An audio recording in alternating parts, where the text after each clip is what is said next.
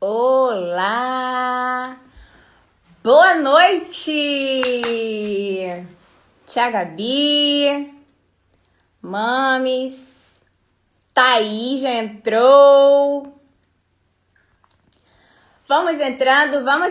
Andressa, Camila, Andresa. Vamos entrando. Boa noite! Estou muitíssimo feliz por estar aqui novamente falando com vocês. Vamos lá. Áudio bom? Tudo ok? Estão me vendo? Estão me ouvindo? Para a gente começar essa live, a nossa segunda live com a nossa mamãe Thaís. Vou fazer uma apresentação bem breve, bem rápida, tá? Eu acredito que grande parte das pessoas que estão entrando participaram da nossa primeira live, né? Que foi Mãe de Gêmeos e o Autismo, com a Thaís. Renata! Um beijo pra você. Ela que prontamente aceitou o meu convite para falar da experiência com o autismo, né? Mãe de gêmeos, então a gente sabe que não é uma coisa muito fácil. E hoje, com o sucesso da nossa primeira live, hoje a gente vai dar continuidade com a parte 2. Após o diagnóstico, as intervenções e todas as evoluções que o filho está tendo com o tratamento. Então, vamos chamar nossa querida Thaís.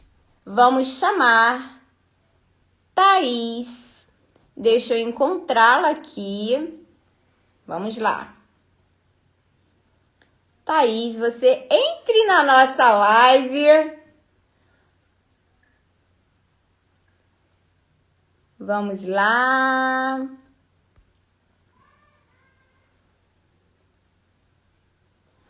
Bruna, meu amor, um beijo pra você. Fique aí até o final. Vitória, Caroline, sempre. Vamos com tudo.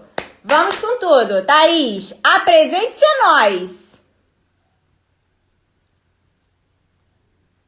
Thaís.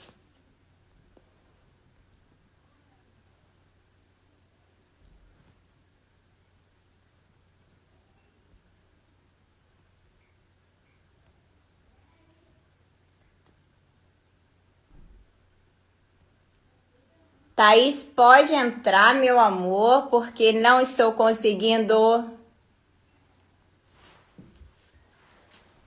Vamos entrando, minha irmã querida. Meu sobrinho, família toda aqui também. Vamos lá. Vamos lá chamar nossa queridíssima, nossa convidada, nossa mamãe, que vai dar continuidade falando sobre o autismo. Cheguei! Uhul! Palmas para a Thaís. Boa noite, gente! Boa noite! Estão me Thaís, ouvindo bem? E aí, vocês estão ouvindo bem a Thaís? Sim. Vamos lá! Tudo ok? Nossa belíssima mamãe, com um lindo depoimento. Já quero agradecer, Thaís, por ter aceito esse convite. Imagina. Super inusitado, inesperado. Contar toda a sua experiência. A gente sabe que não é uma tarefa muito fácil, né? Nada.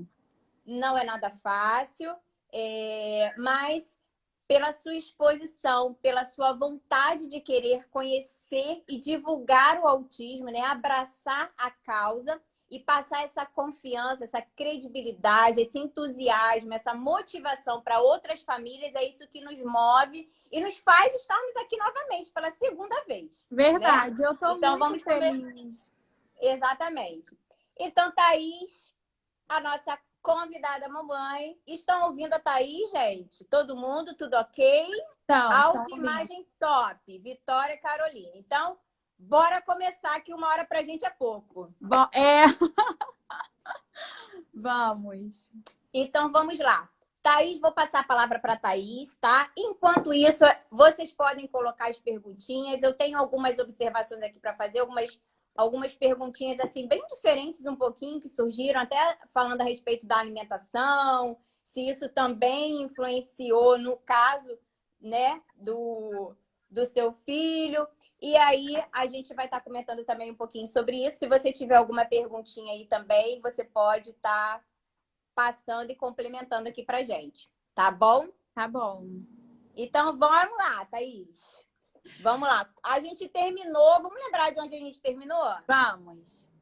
A gente terminou falando do momento que você instalou, você entrou e aí fez os 2 anos. Eu poderia já ter percebido antes que a família ainda não estava chegando muito junto, então aquela confiança não aconteceu, mas daí quando todo mundo teve a mesma percepção, todo mundo abraçou, foi quando que parece que o processo fluiu melhor, né? E a partir daí as intervenções aconteceram e tá com você a palavra. Vamos lá, que a gente quer te ouvir. Ai, gente, boa noite. Eu estou muito feliz de estar aqui de novo, de poder dividir um pouquinho da minha experiência, saber que com tão pouco eu consigo ajudar tanta gente. Isso me deixa muito feliz, principalmente num assunto desse que é tão importante, que deveria sim ser falado mais e ser falado mais de uma forma mais clara, mais objetiva, mais direta e de uma forma também que não desse um desespero, que não gerasse uma angústia nas pessoas, porque foi isso que eu senti. Quando eu tive o diagnóstico, eu já tinha lido muito, eu já tinha estudado muito, eu já tinha pesquisado muito e eu estava bem tranquila quanto a isso. Foi como eu falei na outra live, era como se eu já soubesse. Então, para mim, foi só assim um acalento para o meu coração ter a certeza. Mas as outras pessoas ficavam muito assustadas, muito desesperadas. E eu acho que um medo muito normal é da gente não saber o que vai acontecer no outro dia. A gente não tem como ter essa previsão. Por exemplo, a Júlia, eu sei que eu tenho certeza que ela vai aprender a andar de bicicleta, que ela vai andar de rodinha sem rodinha, que ela vai fazer as atividades na escola, que daqui a pouco ela tá falando frases completas e ok, tá tudo bem. O Arthur, a gente não sabe o que vai acontecer. Cada dia é uma coisa nova, cada dia é uma experiência, cada dia a gente fica feliz com coisas tão simples que ele consegue realizar. E eu cheguei em casa e falei, gente, é isso mesmo, o Arthur, ele é autista, a gente vai precisar agora entender ele de uma forma diferente, que é a forma que ele se encontra, então a gente vai precisar, com jeitinho, entrar no mundinho dele. E tá tudo bem ele ter o mundinho dele. Então eu comecei a pesquisar vídeo no YouTube e eu mandava pro meu marido, eu mandava para as minhas amigas. Gente, quando a gente estiver junto, olha o que vocês têm que fazer, é assim que tem que ser. Eu comecei a distribuir informação, que era para quando chegassem perto dele, ninguém ficasse assim, meu Deus, o que eu faço agora? Eu não sei o que eu falo, o que eu não falo. Eu não queria que as pessoas tivessem essa reação. Então, logo depois do diagnóstico, a minha função foi distribuir a informação para que todo mundo acolhesse da melhor forma. E foi a melhor coisa que eu fiz na vida, foi ter essa atitude.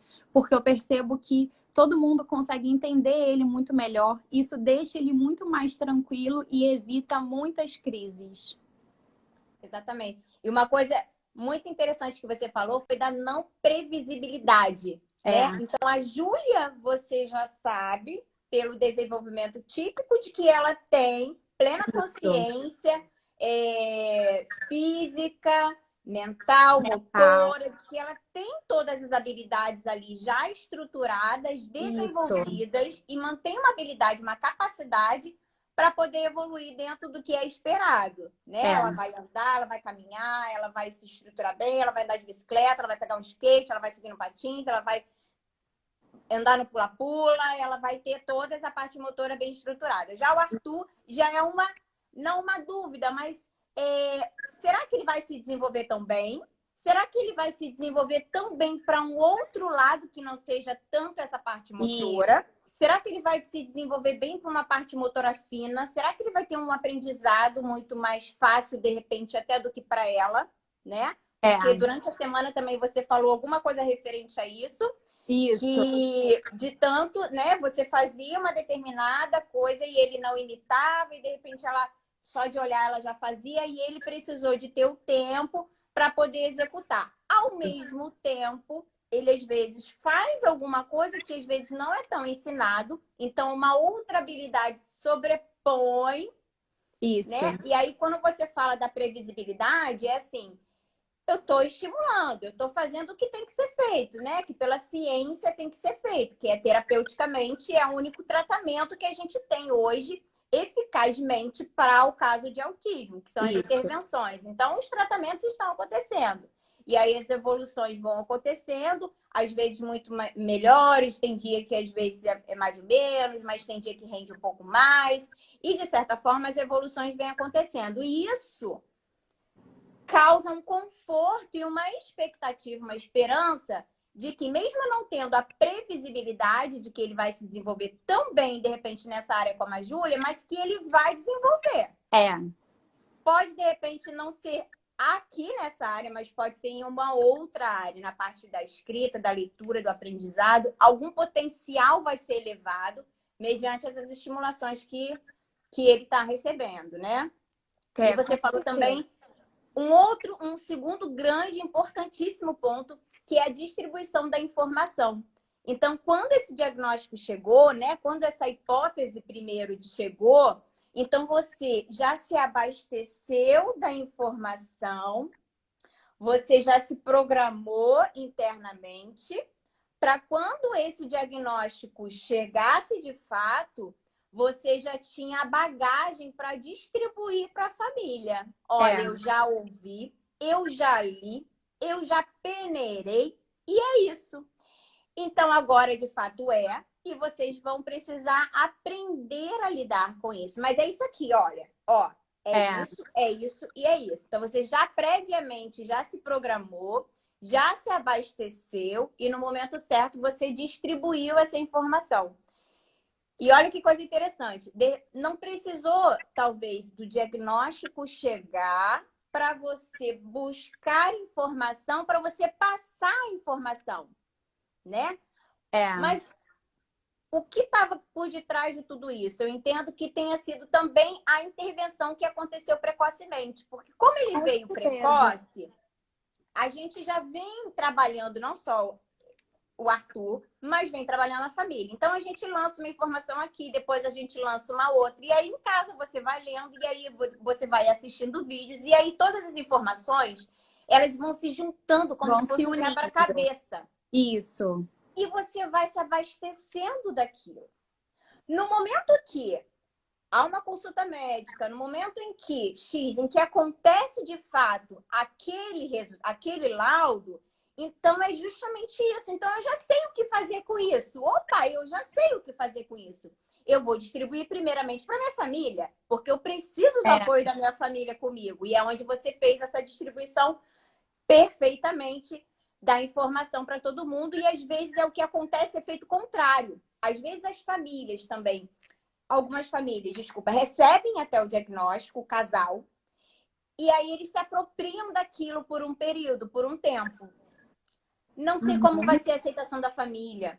Eu não sei como eu vou explicar, como dizer. Às vezes não sabe como vai explicar, porque não sabe, de fato, o que vai precisar estudar antes, ou às vezes não passa para a família por motivos ainda de não preparo ainda, né? Não sabe como vai receber. E aí a gente percebe que quando a família também não está preparada para receber, é onde entra a questão do preconceito.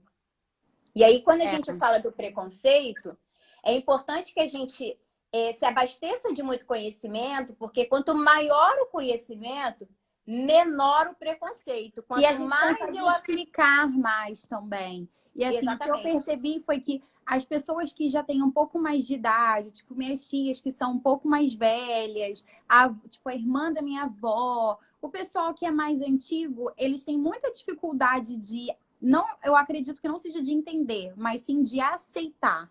Eles têm Isso. muita dificuldade em aceitar que de fato aquilo dali está acontecendo, que de fato aquilo dali existe na nossa família. E aí Uhum. muita gente olhava para mim e falava assim: mas você tem certeza?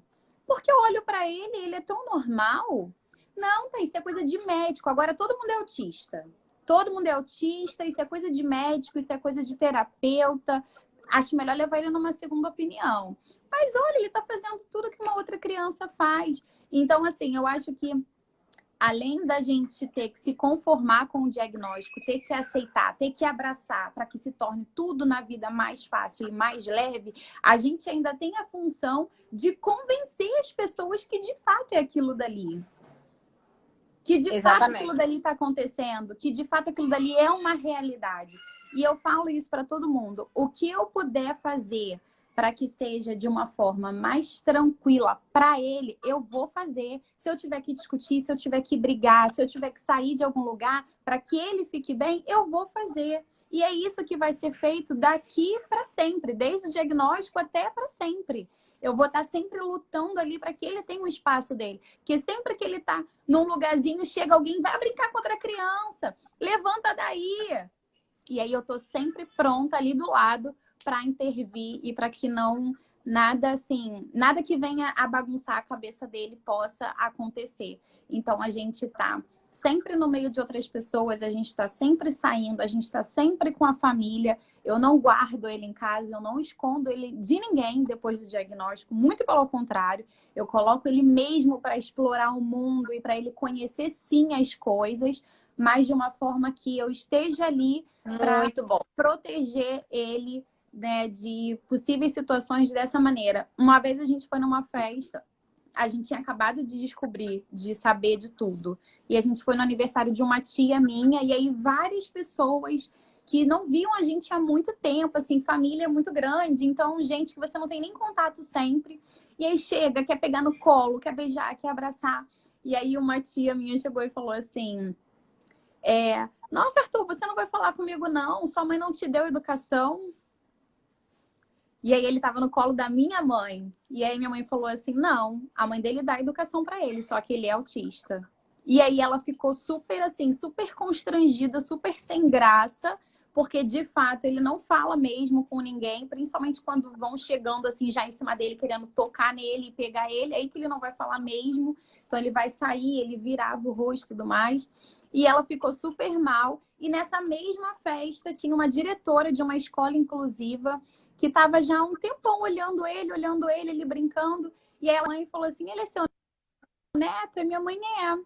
Ela falou assim: ele é especial, não é? E minha mãe é, ele é autista. Aí ela, eu conheço, eu tenho vários alunos assim, ele é lindo, ele ainda é novinho, ele vai se desenvolver muito. Então a gente tem sempre os dois lados. E aí cabe a gente saber em qual que a gente vai se apoiar. A gente ficou tão feliz com essa senhora que nem conhecia a gente, nem era da nossa família, e deu um acalento ali, sabe? Que a gente até Uhum. esqueceu do que tinha acontecido antes. Mas eu acho que o importante de todo mundo estar junto é que todo mundo vai cuidar junto e proteger Sim. junto e fazer tudo Uhum. por eles juntos. E isso vai tornar a vida dele, do jeitinho que for, bem mais fácil. Exatamente. E aí todo mundo fala a mesma linguagem, né? É, Então você não precisa se preocupar, que se você for ali isso. rapidinho conversar com o grupozinho de amiga, ele tá ali com a avó que tem o mesmo entendimento e ela vai saber defender. Ela é a porta-voz da voz que ele ainda não consegue, né? Isso. Eu É falo uma isso, eu falo, fala gente, eu de que ele preciso ainda não. ser a voz que ele ainda não tem. Então eu Isso. preciso sim dizer para as pessoas, não, ele não quer. Não, Sim, não é assim. Não, é assado. Eu preciso fazer isso, porque ele ainda não pode fazer. E é isso muitas vezes que a gente evita crise, crise de choro, crise de agressividade, essa desregulação que acontece com a criança autista quando ela entra nessa contradição, a gente consegue evitar muita coisa sendo a voz para ele. Então a gente exatamente. está sempre ali justamente para isso, para que ele possa se sentir bem e confortável em qualquer lugar, independente das pessoas que estejam ali. Exatamente. E eu lembro também, você deu agora o exemplo da festa. Eu lembro de uma vez que você foi em algum, não sei, em um final de semana na casa dos seus pais, eu não sei. e ele teve uma crise, ele chorou muito, muito, É, muito, e você era bem no início, e ainda esses comportamentos eram muito difíceis ainda para você entender o comportamento e como sair desse comportamento, como melhorar o ambiente para ele.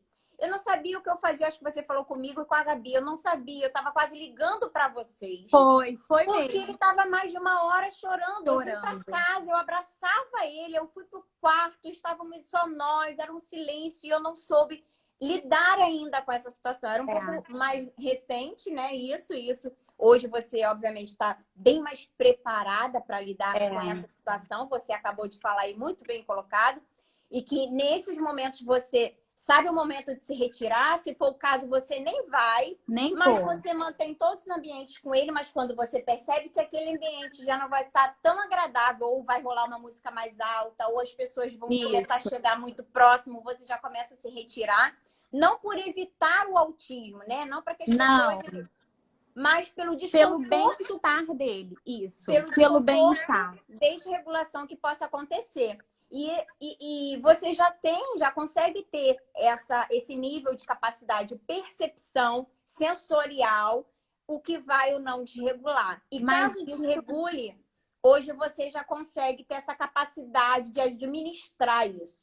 Hoje eu consigo, depois que a gente iniciou as terapias. Porque antes do diagnóstico e antes das terapias, já tinha acontecido isso várias vezes. E a gente não sabia o que era, a gente não sabia o que fazer com ele. E o que acontecia? É estranho porque o diagnóstico para minha família, no meu caso, veio para trazer uma paz, assim, uma consciência incrível. Porque a gente consegue evitar muita coisa que antes a gente não entendia. Agora a gente entende, agora a gente sabe o que está acontecendo e agora a gente sabe lidar com a situação. Eu lembro que eu até comentei com vocês do carnaval que a gente foi do ano passado, do carnaval do ano passado. Ele era bem novinho e a gente estava numa casa com muita gente, então era muita bagunça, um ambiente completamente fora do ambiente dele. A gente não tinha o diagnóstico ainda e foram os piores 10 dias da minha vida foi esse carnaval, porque ele só ficava bem na praia, na água, só.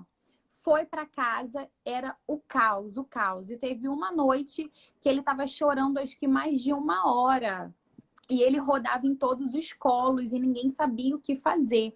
Por fim, ele dormiu, assim, de cansaço. Ele dormiu soluçando. Nossa, eu nunca vou esquecer disso. E a gente não sabia. Eu até falei com você, eu falei, com certeza, se a gente já soubesse, eu não teria ido para lá. Muita gente, um lugar diferente. Foi desesperador estar com ele daquele jeito. Então, com certeza, ele não precisaria ter passado por aquilo. Eu não ia deixar ele passar por aquilo. Jamais. Então, hoje a gente consegue fazer com que tudo fique confortável para ele, da melhor maneira para ele, de uma forma que ele se sinta à vontade e que ele não precisa ficar excluído dentro de casa, mas incluído junto com todo mundo, porém de uma forma consciente. E isso aconteceu depois das terapias. Tanto você quanto a Gabi super me orientaram desde sempre. Quando acontecer, me ensinaram a diferenciar a crise da birra, porque ele é uma criança como outra qualquer de 2 anos de idade. Que faz sem um monte de pirraça. Exatamente. Faz sem um monte de birra. Então, vocês me ensinaram a fazer essa diferença da crise para birra. Hoje eu consigo identificar bem rápido quando é crise e quando é birra. Hoje o que faz parte do comportamento do autismo e o que faz parte do comportamento de uma criança com 2 anos de idade que não esteja dentro do transtorno. Isso. E aí eu já sei... amadurecimento, né? E eu já sei o que fazer nas duas situações. Porque tanto para birra, ele precisa sim ser tratado de uma forma diferente para ele compreender. Porque se eu falo com ele, ou se eu brigo com ele, igual eu faço quando a Júlia tá fazendo birra, ele não vai me entender. Ele não vai nem saber o que tá acontecendo. Então, para birra, eu sei entrar de uma maneira. Quando ele tá em crise, eu sei me portar de uma outra maneira. E o que eu acho mais legal é que todo mundo, assim, entende. Eu lembro que nesse dia que ele chorou muito na casa dos meus pais, meu pai falou assim para mim, Thaís, acho melhor você ir para casa. Vai para casa, entra, fica só você e ele para ver se ele reconhece mais o ambiente e se sente mais confortável. Então, assim, todo mundo tá disposto ali a estar te ajudando, desde o momento que você esteja disposta a receber essa ajuda. E eu falei, Isso, muito importante. eu Muito falei, mãe, eu acho que eu importante. vou ligar para a psicóloga dele, eu vou ligar para a Vivian, porque eu não sabia mais o que fazer. Eu não sabia mais o que fazer. E realmente é uma situação assim que te deixa com uma sensação de impotência, porque nada o que você faça vai passar uma crise. A crise ela vem e ela vai. E você tem que ter calma, paciência e muita, eu acho que muita, eu não sei, muita, como eu posso dizer? Muita Tem que ter, compreensão e entendimento daquilo, né? tem que ter muita compreensão de que aquilo Muito discernimento. É um tem que ter muito discernimento. E quando discernimento. você consegue discernir que algo que vai acontecer não vai gerar um bem para ele e ele pode entrar numa crise ou não ficar tão bem confortável, você já vai evitar aquela crise. Já. Então, isso já é um discernimento que você já tem. Já. Você já A consegue gente, administrar isso muito já. bem. Eu consigo hoje identificar, lógico, depois de vocês me ensinarem muito, a diferença do que pode desregular ele. Então, às vezes, a gente está numa situação, está acontecendo alguma coisa, e alguém fala assim, Thaís, olha o que o Arthur está fazendo, ou então, faz isso com o Arthur. Eu falo, não, isso não. Isso vai desregular ele, pode deixar ele assim, ele mesmo vai se encontrar, ele mesmo vai se achar, tá tudo bem, não precisa intervir, pode deixar ele. Então, eu consigo muito evitar muita coisa mesmo. Isso tudo só foi possível depois que a gente iniciou as terapias. Exatamente. Coisa linda isso que você falou. Coisa linda. Porque às Mas vezes é a gente verdade, gente. quer tanto que a criança faça uma determinada coisa naquele momento, mas que se você dá uns 5 É, minutos, virar vai as costas, fazer acontecer. uma outra coisa, quando você olhar, ele já fez aquilo que Já. talvez você bateria numa tecla 1000 vezes e ele não É. faria. Porque você entendeu que o momento que ele vai fazer vai ser daqui a pouco. É É só a diferente. gente deixar um pouquinho. Que É. aí, automaticamente, quando a gente se retirar, ele vai lá e vai fazer, digamos, um exemplo. Eu né? lembro uma vez no verão que tava ele e a Júlia chupando picolé. E aí ele segurou de uma forma que quem via de fora parecia que a qualquer momento o picolé ia cair no chão. Eu falei, gente, calma. Não precisa botar ele para segurar da forma que você entende que é certo. Porque para ele, aquele dali é o jeito certo de segurar. Então você não tem que ir lá e mostrar para ele o seu jeito. Deixa ele do jeitinho dele. Ele chupou o picolé inteiro e não caiu nem um pedaço no chão. Segurando do jeito dele, da forma dele. E foi assim que ele ficou. E eu sempre falo isso para as pessoas. Eu falo, o certo dele é uma maneira diferente do seu certo. Isso Exatamente. não quer dizer que nem você e nem ele estejam errados. Porém, ele vê de uma forma diferente. E tá tudo bem. E não tem porquê, às vezes, a gente quer corrigir uma coisa que não tá errada. Só tá diferente. Isso evita tanta coisa, nossa. Nossa, que coisa linda. Vamos lá, Thaís, vamos ver aqui o que as pessoas estão comentando. Rafa, foi o que aconteceu com o aspirador de pó. Foi o que aconteceu com o aspirador de pó? Foi o que aconteceu com o aspirador de pó. A tia Gabi tá falando aqui, o do acolhimento, que é extremamente necessário. Maravilhosa, Andressa, um beijo para você, saudade. É muito bom ter o apoio da família, é essencial, é maravilhoso, é confortante demais, né? E é tão confortante que a gente está aqui pela segunda vez para confortar e abraçar todas as famílias. Todo mundo, com certeza. Mostrar que é possível. Sara, musicoterapeuta. Teve uma pessoa que colocou aqui pra gente, você eu acho, não sei, mandar um beijo para Rio Grande do Sul? Eu vi. Não lembro. Rio Grande do Sul. Um beijo, manda aí um beijo, representa as mamães. Beijo, gente. Do Rio Grande do Sul. Então, vamos lá. Vamos seguir mais um pouquinho. Thaís é uma mãe sensacional, ela é maravilhosa. Obrigada. E uma ótima aluna que aprende tudo muito rápido. Assim que é bom, né? Thaís, vamos aproveitar que a gente também ainda tem um tempinho. Eu queria que você falasse, porque parece até, justamente porque a gente marcou a live dizendo sobre diagnóstico, que durante a semana passada até essa semana, eu acho que eu atendi umas 2 ou 3 famílias em busca do diagnóstico. Então, assim, faixa etária, mesma faixa etária, muito Uhum. próximas, com as mesmas queixas, né? Fizemos as avaliações, a partir das avaliações fiz as indicações, como manda o protocolo e como é o meu protocolo, tá? E aí, Aham. da forma como eu vejo que deve acontecer, fiz as minhas indicações. E aí eu queria que você falasse só um pouquinho da dificuldade, do tempo que a gente tem, entre vocês irem a uma sessão, a uma avaliação, uma consulta, receber uma hipótese diagnóstica e o caminho que vocês percorrem até chegar no médico, até o médico suspeitar, até o médico bater o martelo, até como que fica essa peregrinação, embora você já tenha passado por uma consulta, embora você já tenha um diagnóstico, embora você já trabalhe em cima disso, mas ainda assim a busca pelo médico, a busca pelo martelo, né? Esse período, como que fica? Qual foi essa sensação, esse caminho percorrido, que eu acredito que com certeza é o caminho que outras mães estão fazendo, passando, inclusive algumas mães que tiveram contato comigo durante essas 2 semanas. Eu acho que travou, gente.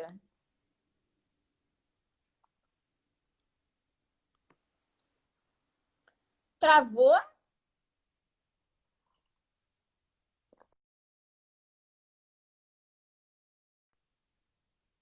Travou aqui para mim.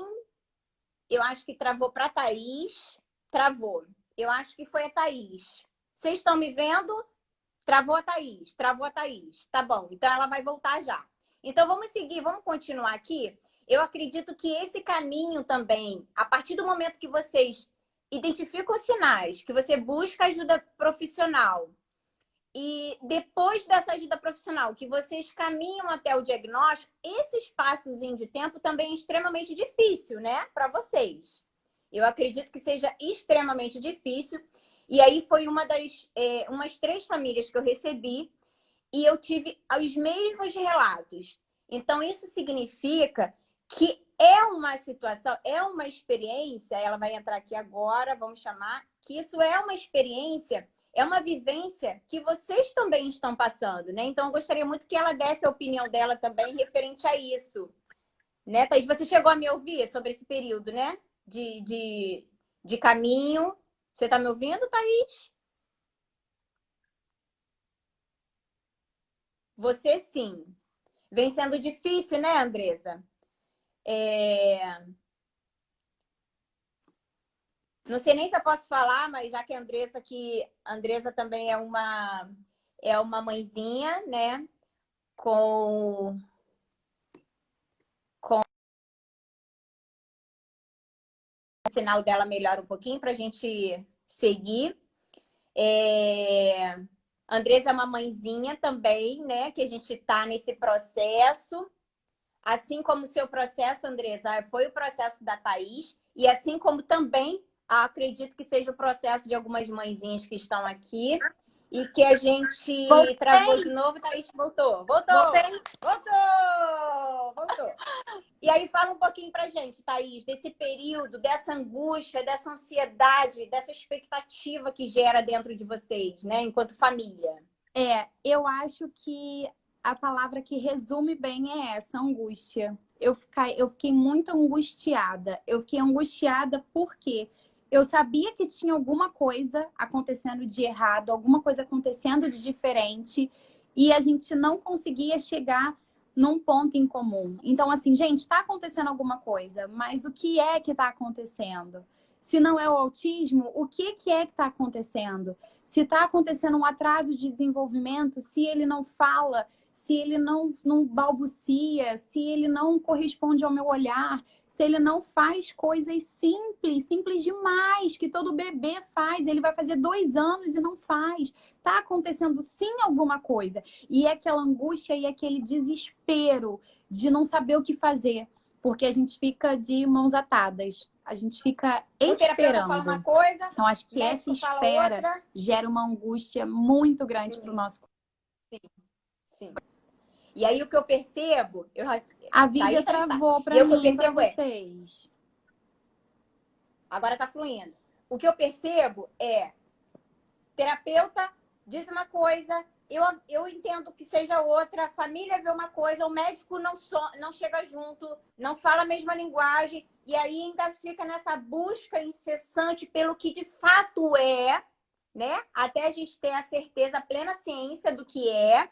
Então, passa por esse processo angustiante, né? Da busca pelo que é de fato, realmente, né? Eu acho que a Thaís travou de novo. Camila Belloni.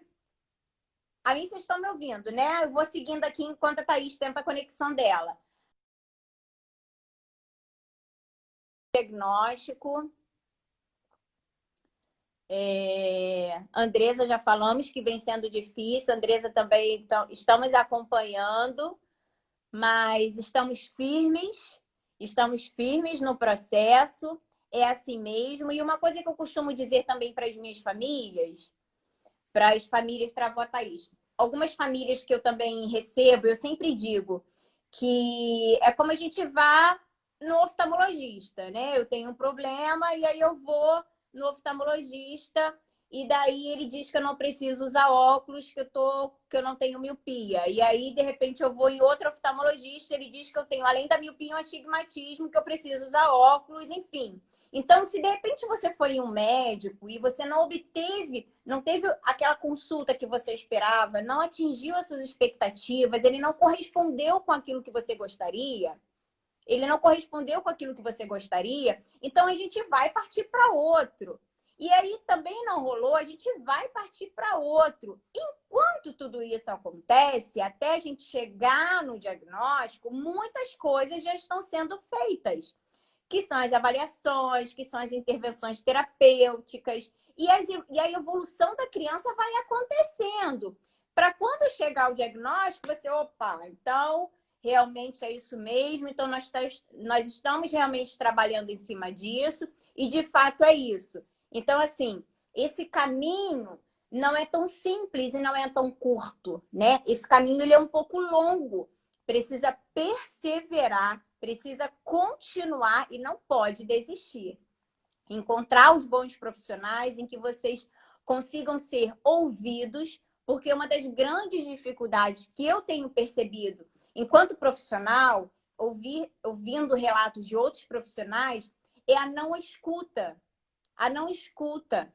Então, às vezes, a consulta é muito rápida, às vezes a consulta é muito perguntas e respostas e toma a medicação, e às vezes já toma um receituário já pronto. Então, essa falta da escuta é muito difícil, porque as famílias, eu acredito que eu consigo representar vocês, a escuta, porque vocês vão para falar, para dizer o que realmente está acontecendo. E às vezes o profissional não tem essa escuta tão aguçada. E aí vocês não conseguem, a gente não consegue o êxito, o resultado do que a gente realmente quer.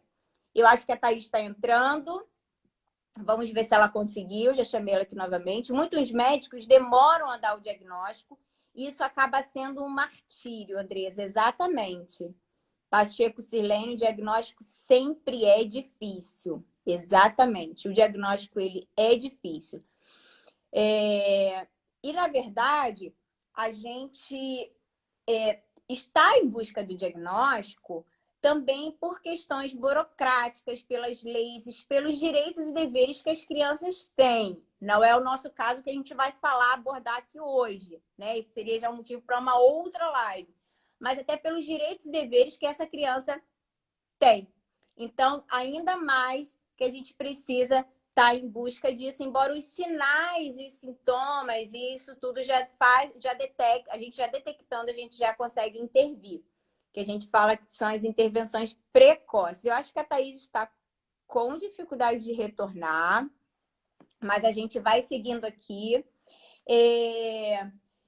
Vamos mudar agora um pouquinho, que a gente ainda tem um pouquinho de tempo. Vamos mudar um pouquinho do assunto. Eu recebi algumas perguntas. Eu acho que a Thaís também queria falar alguma coisa. Já, vamos lá.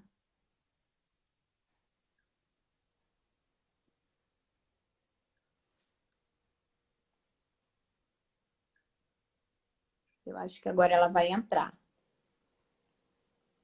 Eu recebi algumas perguntinhas, até Consigo. muito. A minha internet Eu está recebi. muito ruim hoje. Tá ruim, né? Mas assim, meu amor, a gente vai seguir da forma que der o conteúdo, a gente vai entregar, a gente vai continuar aqui com o nosso acolhimento, a Vamos. nossa noite de acolhimento. Eu ia agora falar em relação a algumas perguntas. Você quer responder alguma? Alguém te perguntou, alguém te fez algum questionamento? Quis que você dissesse alguma coisa hoje aqui na nossa live? Em especial, que você quer O falar? que me perguntaram muito foi essa questão do aprendizado dele, essa questão do desenvolvimento dele. Eu até comentei isso nos meus stories durante a semana, que ele tem um tempo de aprendizado diferente, o que não quer dizer que ele não vá aprender. A gente tem a esperança de que ele vá aprender tudo que ele queira, né? Mas esse tempo dele aprender, o tempo da espera dele é diferente do tempo da Júlia, que é com quem eu sempre faço a comparação, né? Então, eu vejo que esse tempo é um pouco diferente, porém, eu percebo, eu sempre falo isso para todo mundo, que em questões de inteligência, intelectualmente, ele me apresenta ser bem mais na frente dela. Tá bem mais avançado, porque a gente tem a mesma criação, né? Sou eu criando os dois, é o meu marido criando os dois, é a nossa família que está sempre junto criando os dois da mesma forma, por igual. Então, por que que ele sabe algumas coisas e ela não? A gente não sabe explicar. Quer dizer, a gente sabe explicar, né? Como, por exemplo, Sim. a questão das letras. Ele, com 2 anos de idade, ele já sabia o alfabeto inteiro, com direito a W, Y, K, todas as letras. E assim, é uma coisa incrível, porque ele só tem 2 anos e ninguém nunca parou para ensinar aquilo dali. Ele sabe todos os números, ele sabe as formas geométricas, ele sabe todas as cores. Isso foi algo que veio nele naturalmente, sendo que ele e a Júlia assistem o mesmo tipo de vídeo, eles fazem as mesmas atividades e ele tem essa questão desse desenvolvimento intelectual bem mais na frente dela. Legal. Camila Penudo, ela tá falando sobre. Ela pediu para falar um pouco das Foi ou crises de travou? Acho que travou choro. de novo. Não, você tá Ai, bem. que Você tá bom. saco. Não, você tá bem. Camila Penudo sobre as crises de choro, como diferenciar. Tá aí? Está aí? Tá, né? Sobre as crises de choro,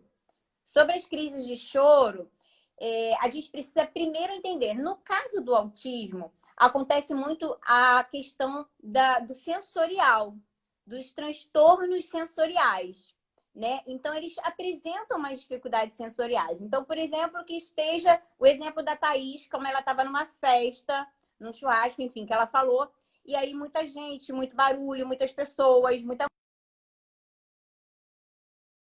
desconfortável, desorganizado naquela situação. A Thaís travou e caiu de novo, mas a gente vai seguir, eu vou falando um pouquinho das crises de choro. E aí, ele entra na crise. Na verdade, ele estava brincando, por exemplo, uma criança que estava brincando e, de repente, algo externo, ambiental, aconteceu e ele desregulou naquele momento. Ele saiu daquele foco que ele estava, ou daquela brincadeira, ou de algo que ele estava fazendo, porque houve uma intervenção sensorial naquele momento e ele desregulou. Quando ele desregulou, ele entrou na crise. Ou ele vai sair correndo, ou ele vai tentar um escape, ou ele vai chorar, ou ele vai se jogar, ou ele vai rodar, ou ele vai tampar os ouvidos, ou ele vai buscar alguma coisa para ele se organizar, ou ele vai pular, ou ele vai chorar, ou ele vai gritar, ou ele vai se jogar, ou ele vai bater alguma coisa, porque ele vai se sentir desconfortável, desorganizou. Algo externo entrou, chegou, desorganizou ele naquele momento e ele teve aquela crise. Então, acontece muito por conta dos transtornos sensoriais também, que está muito presente dentro das questões do autismo. Você percebe alguma coisa específica que acontece quando o Arthur apresenta alguma crise de choro, por exemplo? Eu consigo ver que ele apresenta um desespero em querer voltar. E é como se ele não conseguisse. Então, no Arthur acontece dele chorar muito, ele começa a se bater e ele começa a bater na gente também. Ao mesmo tempo que ele quer ficar no meu colo, ele quer descer do meu colo, ele não consegue nem saber o que, que ele quer fazer para conseguir se regular. Então, ele chora Então, muito, ele se bate. então é nesse momento você identifica que é uma crise. É Eu algo dele, identifico do que é uma crise. comportamento dele. Eu identifico que é uma crise porque na crise nada funciona. Nada. Não adianta, você vai oferecer o mundo para a criança que não vai funcionar. Igual nesse caso que eu quase liguei para vocês, ele estava escrevendo com uma caneta, a caneta desmontou. O mundo dele acabou ali. Você percebe claramente que ele entra em desespero. E aí a gente pegou uma outra caneta, deu para ele, ele não aceitou. A gente pegou uma caneta igual a que ele estava, só que funcionando boa. Ele não aceitou. A gente pegou uma caixa da caneta e ele não aceitou. Foi desesperador, enlouquecedor. E não adianta. Eu tenho que pegar no colo, segurar ele para ele não se machucar e não me machucar também. Segurar ele. Eu preciso estar calma, porque se ele sente que eu tô nervosa, que eu tô agitada, ele não consegue se regular. Então eu fico com ele e falo, meu filho, a mamãe tá aqui, vai ficar tudo bem, vai ficar tudo bem, vai ficar tudo bem. 1000 vezes vai ficar tudo bem. Fica calmo, a mamãe tá aqui, eu te amo, vai ficar tudo bem. E com ele no colo, e tudo isso ele se batendo, ele chorando aquela confusão toda. E eu percebo que na birra, a primeira oferta que eu dou, o choro passa, a lágrima até volta e fica tudo bem. Igual de uma criança normal. Igual de uma criança típica, igual. Agora, quando entra na crise, não adianta. Nem o desenho preferido, música preferida, doce preferido, pessoa preferida. Não adianta, que nada vai resolver. Você tem que estar ali para esperar acontecer. E o que para mim é Esperar o momento surpreendente. dele se organizar de novo. E o que para mim é surpreendente até hoje, eu ainda fico assim, tentando entender muito isso, é que quando a crise passa, é como se nada tivesse acontecido. Ele desce do meu colo, ele volta a brincar, ele pega a chupeta, ele pega o paninho, ele corre, ele brinca, ele sorri. E eu tô querendo, eu tô enlouquecida e ele já tá tudo bem. Tá tudo bem, assim, fica tudo tranquilo, num piscar de olhos, mas até esse momento acontecer é desesperador. É um momento de desregulação. Então, ele está totalmente desregulado. Ou seja, ele estava focado em alguma coisa aconteceu, ele já não sabe mais como proceder ou como dar sequência a uma outra coisa. Isso. E aí, então, eu vou... A fala, comunicação verbal, né? Para comunicar, olha, não tô bem, eu quero aquilo, eu não quero mais estar aqui, eu quero ir embora para minha casa. A comunicação verbal, ela ainda não acontece em forma de diálogos, essas trocas comunicativas. Então, a forma como ele encontra de externalizar isso é através de uma birra, chorando, ou é tentando demonstrar gestualmente que algo não está sendo muito legal ali para ele, muito favorável naquele momento, né? É onde acontece justamente essas birras, esses comportamentos mais alterados, né? Essas crises. Você quer falar mais alguma? Essas crises, exatamente. Teve uma mãe que falou alguma coisa sobre... Vamos agora mudar totalmente o assunto, que a gente já tem um tempinho. Sobre a questão da alimentação. Porque é uma mãe... Eu não sei se ela está aqui. Eu acho que ela está aqui. É a Janaína. A mãe do João. E ela me perguntou... Porque também está nessa questão... do processo, né, de diagnóstico e tá nesse caminho, caminhando, mas já se tem a hipótese.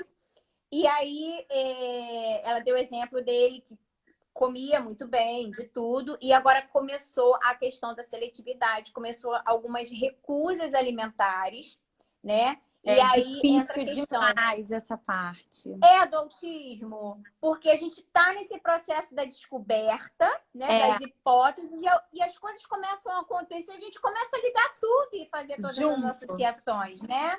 Começa a juntar. Dentro desse seu caminho, desse seu processo todo com o Arthur, também teve essa questão da recusa, do transtorno alimentar, de alguma mudança na questão alimentar, que isso também faz parte do transtorno? Quando ele Você pode falar alguma coisa em relação à questão da alimentação também?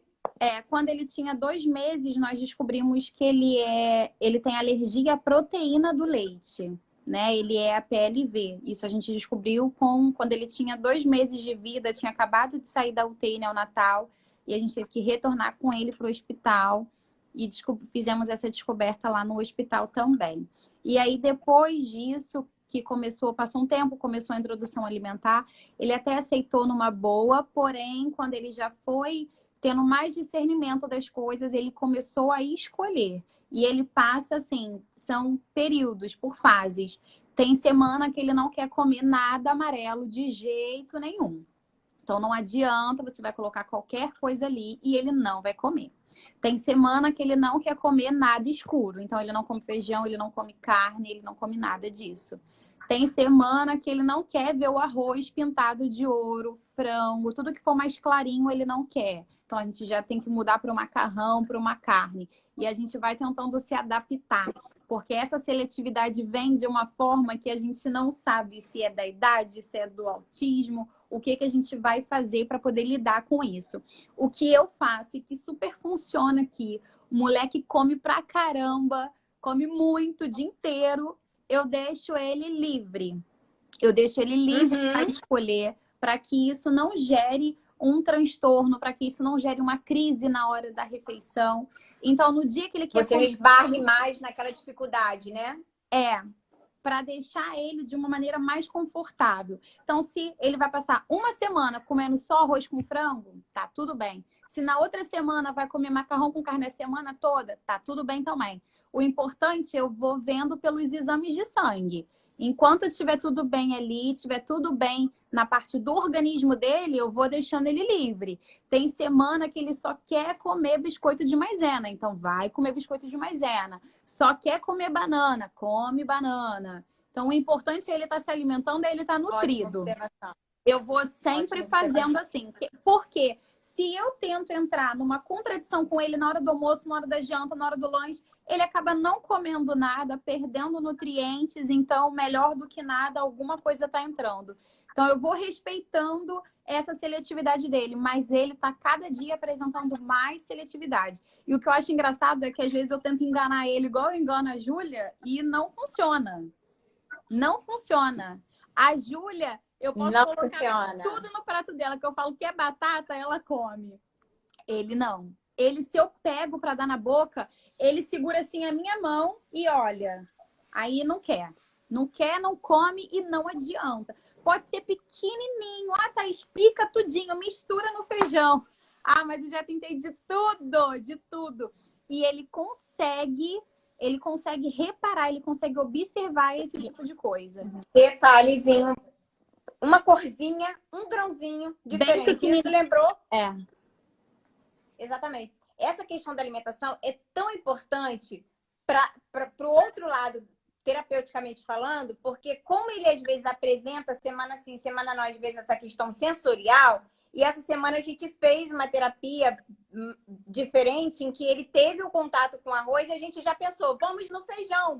Então, uma coisa liga a outra, né? Então, a gente vai, fazer agora alguma coisa com feijão. Então, procurar umas letrinhas dentro do feijão. Então, a gente cria estratégias para a dificuldade da criança. Então, ele vai ter contato com a dificuldade. Então, a gente vai automaticamente desensibilizando ele. Exatamente. Então, você vê que quando as coisas começam a estar ajustadas, um lado ajuda o outro, que contribui o outro, que vai favorecer no dia a dia dele. Enquanto eu pego ele um pouco aqui, você trabalha de uma outra forma. Então, tudo isso caminhando junto, a gente tem um ganho absurdo. Muito bom. Não tem, eu falo isso para todo mundo. Eu falo, gente, o Arthur antes da terapia e o Arthur depois da terapia é uma criança completamente diferente. E eu lembro que você falou para mim, você tem que saber que pode demorar para acontecer o que você quer que aconteça, pode levar mais tempo, pode não, mas a gente vai estar fazendo de tudo para que tudo que ele venha a ser programado venha a acontecer. E eu nunca vou esquecer que na terceira sessão ele falou, mamãe. Foi lindo! Foi. A gente tem aquele mini infarto em volta, né? Nossa Senhora! A terapeuta não pode desregular, porque senão vai desregular ele. Mas a vontade é a gente fazer uma festa, né? É E não exatamente pode, assim. se conter. Não pode, a gente tem que se conter. É. Temos pouquíssimo tempo já, temos Ai, 4 minutos. de novo. Gente, da última vez pediu para desligar e voltar de novo, né? Só voltam 4 minutos. Isso que você falou é muito importante, porque a gente está estimulando áreas específicas do cérebro. Eu acabei não desenhando o cérebro, a gente ia desenhar. A gente estimula áreas específicas do cérebro. Então, se eu estou estimulando aqui, às vezes a gente tem um resultado aqui, eu estimulo aqui, a gente tem um resultado aqui. Então, a terapia, a gente trabalha com todas as áreas do cérebro, né? Então, às vezes a gente potencializa uma área e ele começa a dar um resultado, e depois a gente potencializa a outra e ele começa a dar um outro resultado. Na verdade, porque a gente está em um tratamento constante, um trabalho constante aqui, né? Onde vai gerar todo o resultado, seja motor, seja fala. Enfim. Eu falo isso, que depois das terapias, hoje eu percebo que ele tem um repertório de vocabulário maior do que a Júlia, porém, ela consegue imprimir de uma forma que ela consegue ter um diálogo, ter uma comunicação, e ele ainda não. Mas eu sei que ele sabe falar mais coisas do que a Júlia hoje em dia. Sim, sim. Isso eu lembro que você me falou, nós temos 3 minutos, eu lembro que você falou, chegou na sessão, falou, nossa, e eu perguntei, Thaís, como que tá em casa? Como é que tá a Júlia? Como é que tá os dois? E você falou assim, nossa, incrível, Vivian, meu marido, essa semana ele falou isso. Nossa, tu tá falando mais do que a Júlia, né? Porque assim, é um bombardeio de estímulo neste cérebro, que o cérebro fala assim, eu não tenho pra onde correr, a neuroplasticidade está acontecendo, vou agir, numa velocidade muito rápida. E aí ele tá dando esse retorno para vocês, de ponto de vocês perceberem, nossa, ele tá respondendo mais do que a Júlia, nossa, ele tá nomeando mais, né? Falando mais. Ele nomeia muito. Por exemplo, até hoje ele ainda não me chama, igual a Júlia me chama. Mamãe, mamãe, suco. Mamãe, mamãe, xixi. Ele não me chama. Mas quando ele tá perto de mim, ele me toca e fala: mamãe, mamãe, papai. Titia, agora tá falando titia. Ele fez a referência, ele falou titia, a Tamara falando aqui. Ele falou titia no Dia das Mães. Foi. Que coisa linda! Titia. Agora ele fala Juju, mas assim, ele não chama a gente para alguma situação. Ele nomeia Ele fala o nome. Ele sabe quem nós somos. Na verdade, ele tem já o significado para ele. Ele já tem o significado. Então, ele dá o nome para o significado que ele já tem para ele, né? Que ele já fez para ele. O próximo passo, se Deus quiser, é a conversa. Exatamente. As trocas comunicativas, diálogo, né? Isso. Temos 2 minutos. Temos 1 minuto. 1 minuto. A live vai ficar salva aqui no GTV. Eu quero dizer que... Eu quero agradecer muito. Gente, 1 minuto e 58. Thaís, muito, muito obrigada. Imagina! Não sei como te agradecer. Todas as famílias obrigada. Querem te agradecer nesse momento para você ter aberto, assim, por você ter aberto toda a sua vida e sua experiência aqui. Imagina! Com certeza muitas pessoas se identificaram. Muito obrigada. Todos que entraram, vai ficar Obrigada, gente. Obrigada, família. Minha família tá toda aqui, minhas amigas. Obrigada, gente. Obrigada. O apoio de vocês, o cuidado e o carinho, tanto com o Arthur quanto comigo. Não tem nada que eu faça que vá pagar nesse mundo. Muito obrigada, muito. Eu amo vocês demais. Muito obrigada. Gente, eu escolhi a Thaís porque ela tinha que ser uma mãe para poder representar, né? Para vocês, com essa baita experiência em tão curto tempo de terapia. E a gente vai terminar. Eu quero dizer só mais uma coisa, 1 minuto que a gente tem. Abrimos nosso canal Reabilitar a Fonoaudiologia no YouTube. Todas as lives que a gente está fazendo vai para lá. Vai direto para lá. Toda segunda-feira eu vou estar jogando lá. Então, vocês podem acompanhar no Instagram, vocês podem acompanhar lá também. E a gente vai dar sequência. A gente vai continuar. Vamos falar sobre fala, sobre linguagem. Vocês podem dar dicas, sugerir algo que a gente possa estar falando aqui. E a gente manter esse contato, que é uma forma da gente estar fazendo o nosso acolhimento, tá? Então, a gente pode marcar esse tempo, esse período, para a gente acolher as famílias, e eu, enquanto profissional, tá dando todo o suporte para vocês também. O que vocês acham? Tipo assim, agora. Eu topo! Pra gente manter família e terapia juntos, em que eu possa estar passando alguma informação mais técnicas específicas e a família representando, a Thaís representando a família. Beijo! Ai, vai terminar, eu vou salvar tudo! Coração, Thaís!